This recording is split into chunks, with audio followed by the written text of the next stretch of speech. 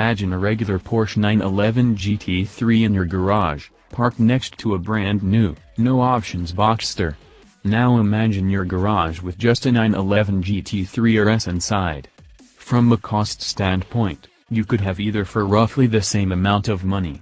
Trying to figure out if the RS goodies are worth the $50,000 over a standard 911 GT3, roughly the price of that no-frills Boxster, might drive you mad. We are trying to suss this out at 120 miles per hour on the long downhill back straight at Road Atlanta. It's pouring.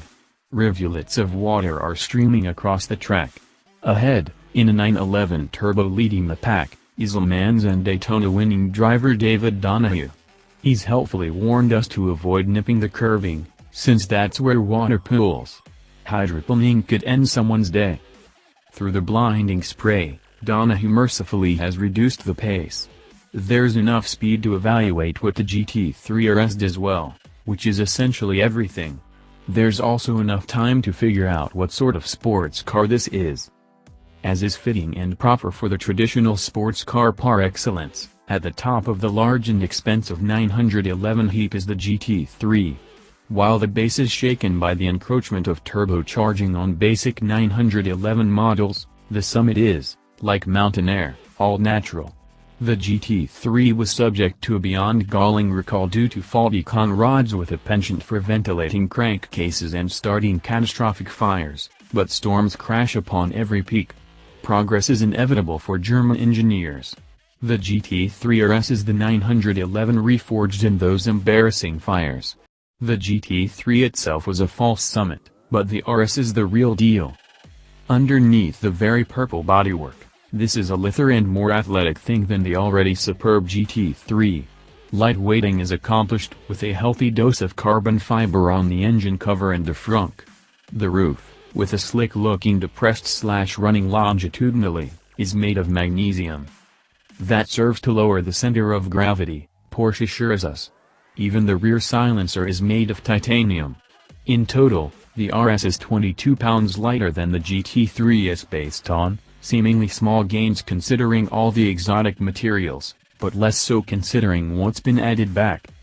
The RS is also more powerful, thanks to a 200cc displacement increase. The regular GT3's 3.8-liter 6 was already bored out to its maximum, so the extra displacement comes from a longer stroke.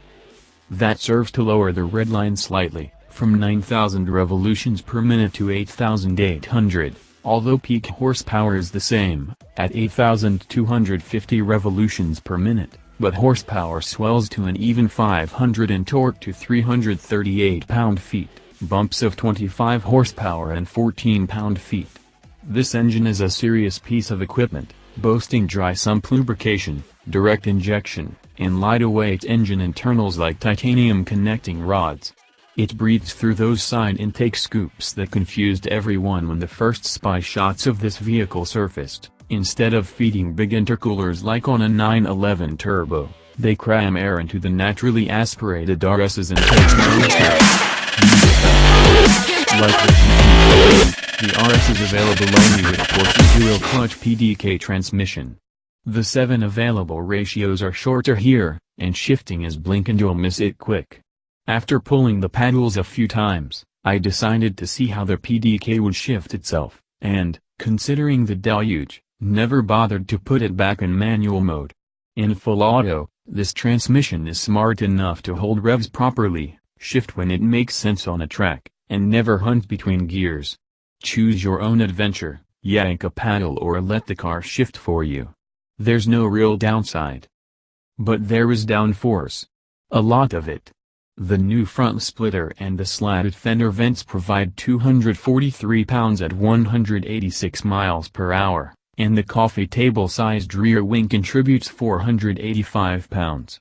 Along with the massive 265/35/20 front and 325/30/21 rear tires and superbly tuned magnet or rheological shocks, the RS is rock-steady even under ham-fisted mishandling. And communicative, too. Donahue has wisely advised us to leave the stability control to the computers, and there's enough processing power and gobs of mechanical grip to keep the rear end firmly planted. Despite all this, the driver isn't totally isolated from the drama. We're mostly running road Atlanta at speeds too low for downforce to affect the car, so most of the feedback comes from the front wheels gently pushing back against driver error, sending clear and unambiguous messages right to our hands gripping the lovely Alcantara-covered wheel. The RS also has rear steer, which must contribute to the car's brilliantly sharp turn characteristics, but at these speeds and in these conditions it's difficult to determine which masterful subsystem is responsible for which incredible driving characteristic. One thing is completely unambiguous: the Michelin Pilot Sport Cup 2 tires are a miracle.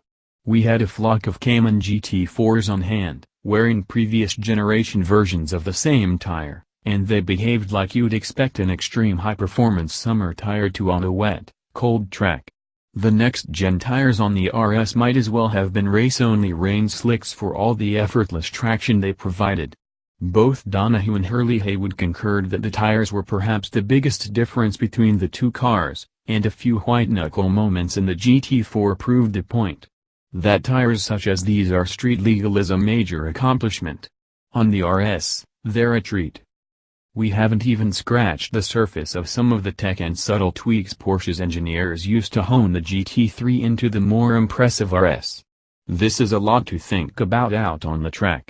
What's clear is that underneath all the goodies, there's a remarkable poise and confidence the RS provides in conditions that shouldn't inspire either. Even at reduced speeds, even with reduced grip, there's zero drama. There's the slightest hint of front-end wash on a too-hot sharp turn, and then it sticks. This is most true on the back straight, as the carbon ceramic brakes haul the RS down from 120 and we dive into the downhill left-hander. At, say, 60% of full braking, it's stable, no wiggle, no shimmy, no hop, nothing. The brakes squeak momentarily and then bite, completely unperturbed by what we're asking of them. We feel like rock stars slaloming through the S's, hopping a curb, slick as ice, with a pool of standing water lapping against it, with the RS shrugging it all off. The brilliance of the RS is that we never noticed a situation where we were caught out on track and the car had to intervene to bring things back to square. If that happened, it was tidied up imperceptibly. Whether or not the computers were lending a hand, the RS makes a better partner in the wet than the GT4. It's fun, too. Very fun. The GT4 made us want to back off after every disconcerting wiggle, and the RS made us want to push harder. It's addictive. It's also surreal. As we pull into the pits for the last time, we come back to the question of whether the RS is worth the $50,000 premium it commands over the GT3. We don't have an apples-to-apples comparison to draw upon. Our last stint in the GT3 was in the dry on a roller coaster of a southern Ohio road. Practical considerations, like the Boxster you could buy for the price difference between two cars separated by only 25 horsepower, aren't really the metrics to use. What potential customer would? This is an object of lust that imparts a feeling of incredible prowess in terrible conditions. It invites you to take risks under difficult conditions, unfamiliar, cold, wet racetracks, for example, and rewards rather than lashes out in return. It's raining much harder now, and the GT4s are parked. They're too squirrely, and Haywood doesn't want anyone to loop. As the rain patters on the magnesium roof, our ride to the plane home waiting, we want another go at Road Atlanta, rain be damned.